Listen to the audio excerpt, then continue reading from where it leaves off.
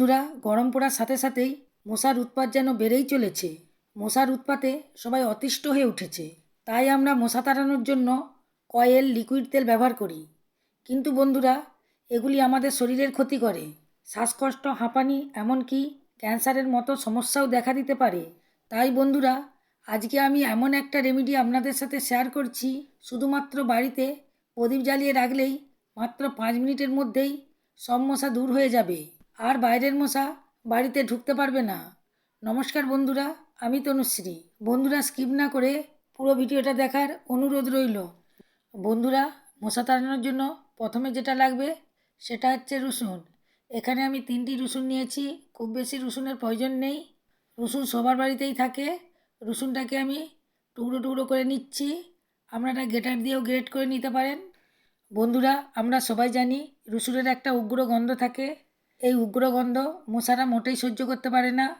আপনারা কখনো কি দেখেছেন রসুনের উপর মশা বসে? তাই মশা তাড়ানোর জন্য আমি রসুনটা এখানে ব্যবহার করছি। রসুনগুলো পুরো টুকরো টুকরো করে নিয়েছি। বন্ধুরা, এবার যেটা লাগবে সেটা হচ্ছে লবঙ্গ। লবঙ্গ মশা তাড়ানোর ক্ষেত্রে খুবই কার্যকরী। এখানে আমি 6-7টা লবঙ্গ নিয়েছি। তাহলে বন্ধুরা, আমি এখানে লবঙ্গ আর রসুন নিয়ে নিয়েছি। এবার যেটা নেব সেটা হচ্ছে তেজপাতা। আমি একটা পরিষ্কার থেকে তেজপাতা নিয়ে নিয়েছি।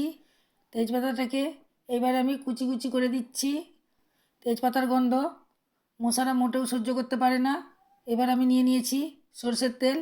বন্ধুরা, আমি যেসব উপকরণ ব্যবহার করছি সব কিছুই আমাদের কিচেনেই পাওয়া যায়, বাইরে থেকে কিছুই কেনার প্রয়োজন হবে না। এবার আমি গ্যাসটা জ্বালিয়ে দিয়েছি। একটা জায়গা গ্যাসের উপর বসিয়ে এর মধ্যে সরষের তেলটা ঢেলে দিচ্ছি। সরষের তেলটা গরম হয়ে যেতেই দিয়ে দিচ্ছি রসুন কুচো।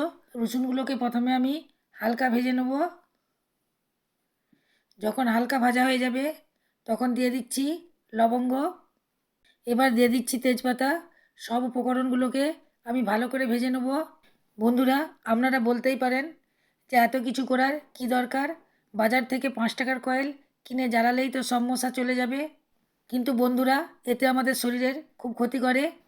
তাই বন্ধুরা, আমরা ঘরোয়া উপায়ে কিছু যদি তৈরি করতে পারি সেটা স্বাস্থ্যের পক্ষে খুবই উপকারী। শরীর যেমন ভালো থাকবে, একটা মশাও ঘরের মধ্যে থাকবে না, সব মশা পালিয়ে যাবে।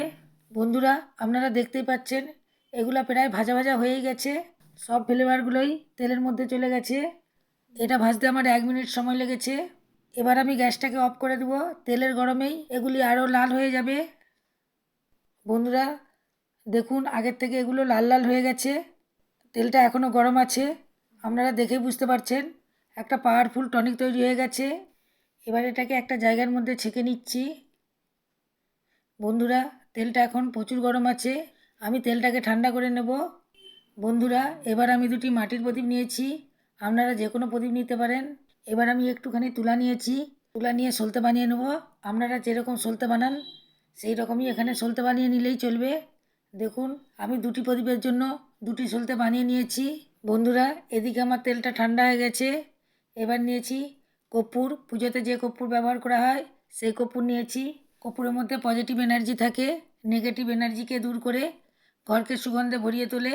বন্ধুরা, হালকা চাপ দিতে কর্পূরটা খুব সুন্দর গুঁড়ো হয়ে গেছে। কর্পূরটা আমি তেলের মধ্যে দিয়ে দিয়েছি। এবার তেলটাকে আমি গুলিয়ে নিচ্ছি। এবার তেলটাকে আমি প্রদীপের মধ্যে দিয়ে দিচ্ছি। 2টো প্রদীপেই আমি তেলটা দিয়ে দিয়েছি। এই তেলটা আমার রয়ে যাচ্ছে। যখন তেল কমে যাবে প্রদীপের মধ্য থেকে তখন আবার তেলটা দিয়ে দেব। সলতে 2টো ভালো করে তেলের মধ্যে ভিজিয়ে নিয়েছি। বন্ধুরা, মশা তাড়ানোর জন্য পাওয়ারফুল রেমেডি একেবারে তৈরি হয়ে গেছে। আমি প্রদীপ 2টোকেই জ্বালিয়ে দিয়েছি। এই প্রদীপটাকে বাড়ির যে কোনো এক কোণে রেখে দিবেন। বিশেষ করে সন্ধেবেলা যখন মশার উপদ্রব খুব বেশি হয় তখনই আপনারা জ্বালিয়ে দেবেন।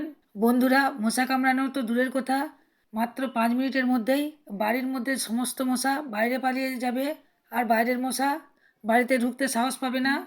বাড়িতে আর একটিও মশা দেখতে পাবেন না। আর কর্পূর দেওয়ার জন্য বাড়িটা পুরো সুগন্ধে ভরে যাবে।